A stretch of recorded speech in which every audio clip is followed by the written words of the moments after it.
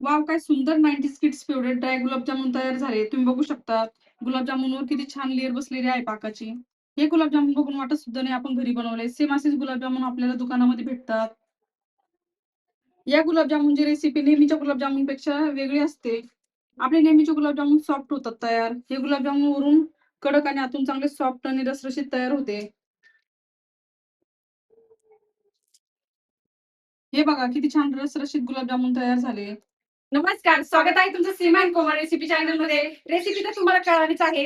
त्यामुळे रेसिपीला लगेच सुरुवात करूया. त्यासाठी सर्वात आधी आपण साहित्य बघूया.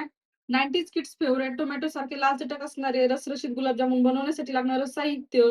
इथे मी 1 कप मैदा घेतला. इथे मैदा आपल्याला चाळून घ्यायचा आहे.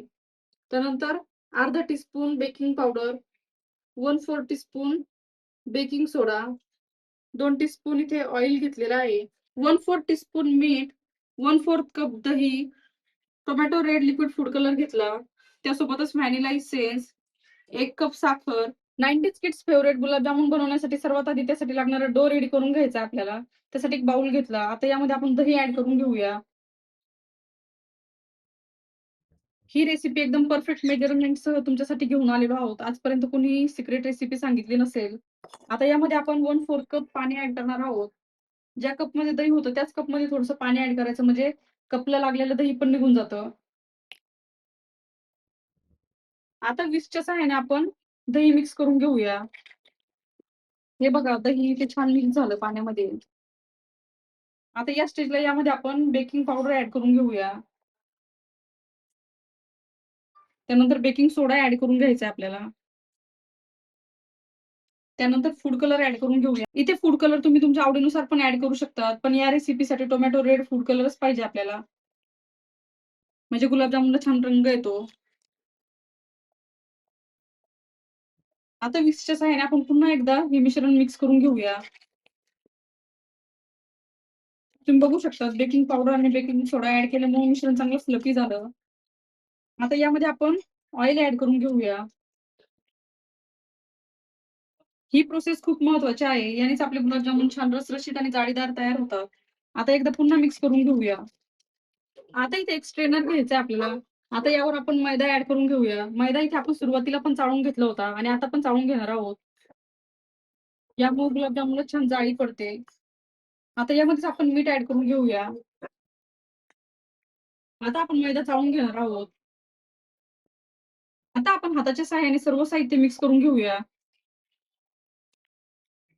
इथे मेजरमेंट एकदम परफेक्ट असल्यामुळे आपल्याला वरून पाणी ॲड करायची गरज नाही. इथे आपण फूड कलर ॲड केलं होतं त्यामुळे किती छान रंग आलेला आहे डोला. हे बघा इथे डो चांगला मिक्स झाला. इथे आपल्याला डो जास्त मळून घ्यायची गरज नाही आणि हा डो थोडासा चिकट असतो. आता हातावर थोडंसं ऑइल घ्यायचं आपल्याला आणि डोला थोडंसं व्यवस्थित मिक्स करून घ्यायचं. हातावर ऑइल घेतल्याने काय होतं, डो हाताला चिटकत नाही. हे बघा डोवर थोडंसं ऑइल लावून घेतलं होतं. त्यामुळे काय झालं साइडला जे पीठ चिटकलं होतं मैद्याचं ते निघून गेलं आणि डोचा एक गोळा तयार झाला. आता यावर आपण झाकण ठेवूया. इथे आपल्याला डोला 20 मिनिटासाठी रेस्ट द्यायचा आहे. आता आपण गुलाबजामुन डीप करण्यासाठी लागणारा पाक तयार करून घेणार आहोत. त्यासाठी गॅसवर कढई ठेवली. आता यामध्ये आपण साखर ॲड करून घेऊया. इथे आपण 1 कप साखर घेतली. त्यासाठी आपल्याला 3/4 कप पाणी ॲड करायचं आहे साखरेमध्ये. सुरुवातीला पाकाला उकळी येईपर्यंत आपण गॅसची फ्लेम हाय ठेवणार आहोत. इथे आपल्याला एकतारी पाक बनवून घ्यायचा आहे. साखर इथे पूर्णपणे मेल्ट झाली पाकामध्ये, पण अजून आपला पाक तयार झाला नाही. जोपर्यंत पाकाला एकतार येत नाही तोपर्यंत आपल्याला हा पाक शिजवून घ्यायचा आहे. इथे एकतारी पाक तयार झाला. तुम्ही बघू शकता पाकाची कशी तार तयार होऊ लागली. आता या स्टेजला आपण गॅस बंद करणार आहोत. गॅस बंद करून घेतला की पाकामध्ये आपण व्हॅनिला इसेन्स ॲड करणार आहोत फ्लेवरसाठी. इथे आपल्याला 7 ते 8 ड्रॉप टाकायचे आहे व्हॅनिला इसेन्सचे. एकदा आपण पुन्हा पाक हलवून घेणार आहोत, म्हणजे व्हॅनिला इसेन्स पण पाकामध्ये मिक्स होईल. हे बघा व्हॅनिला इसेन्स चांगलं पाकामध्ये मिक्स करून घेतलं. तुम्हाला हवं असेल तुम्ही फ्लेवरसाठी इलायची पावडर पण ॲड करू शकतात. पण इथे एकदम ऑथेंटिक रेसिपी घेऊन आलेलो आहोत आपण खास तुमच्यासाठी. त्यामुळे इथे आपल्याला व्हॅनिला इसेन्स ॲड करून घ्यायचा आहे. आता इथे डो चांगला सेट झाला. आता इथे पोळपाट घेतलेला आहे. त्याला थोडंसं ऑइल लावून घेतलं. इथे मी गुलाबजामुन बनवण्यासाठी डोचे छोटे-छोटे असे रोल तयार करून घेणार आहे. आता चाकूला थोडंसं ऑइल लावून घेतलं. आता आपण या डोचे छोटे-छोटे पीस कट करून घेणार आहोत. हे बघा असे.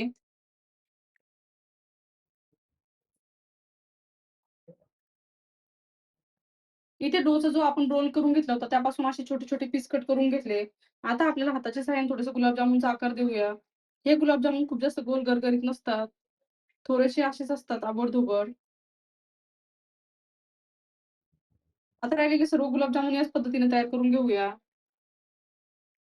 इथे आपले रंगीबेरंगी गोल-मटोल गुलाबजामुन तयार झाले.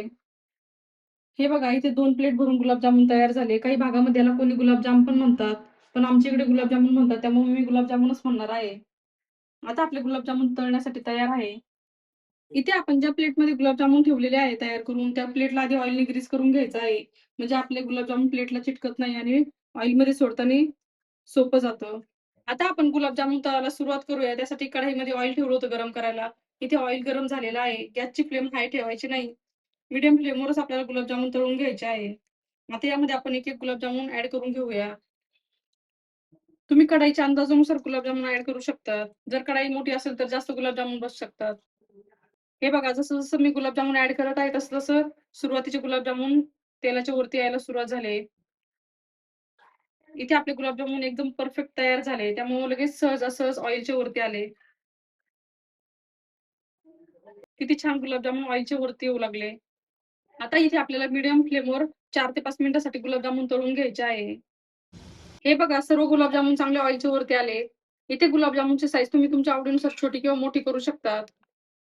आता आपल्याला आलटून-पलटून छान 4 ते 5 मिनिटासाठी गुलाबजामुन तळून घ्यायचे आहे. म्हणजे ते कच्चे राहणार नाही आतून. आता इथे आपण गुलाबजामुन चांगले तळून घेतले. इथे आपल्याला गुलाबजामुन गरम असतानाच पाकामध्ये सोडायचे आहे. पाक जर थंड असेल तर पाक आपल्याला इथे कोमट करून घ्यायचा आहे. इथे आपल्याला गुलाबजामुन पाकामध्ये 10 मिनिटासाठी ठेवायचे आहे. त्यापेक्षा जास्त ठेवायचे नाही. आता एकदा स्पॅच्युलाच्या सहाय्याने गुलाबजामुन पाकामध्ये मिक्स करून घेऊया. इथे गुलाबजामुन पाक ॲब्सॉर्ब करेपर्यंत आपण दुसरी बॅच तळून घेऊया. इथे 10 मिनिटापासून मी गुलाबजामुन पाकामध्ये डिप करण्यासाठी ठेवले होते.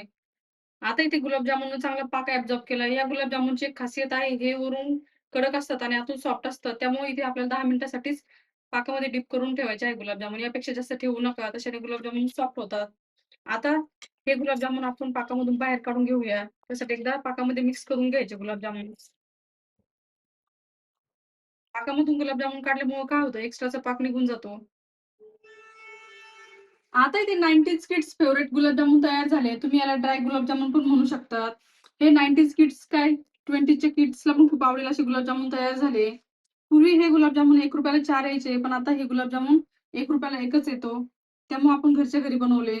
आता मी तुम्हाला एक गुलाबजामुन तोडून दाखवते. तुम्हाला त्याहून कळेल किती रसरशीत गुलाबजामुन तयार झाले. हे बघा, इथे आपला पाक चांगला परफेक्ट तयार झाला होता. त्यामुळे गुलाबजामुनवर तुम्ही बघू शकता किती छान लेयर आलेली आहे. तुम्हाला आजची रेसिपी कशी वाटली आम्हाला कमेंटमध्ये नक्की कळवा आणि अशा सिंपल आणि सोप्या रेसिपीसाठी Seema and Komal recipe channel subscribe करायला विसरू नका.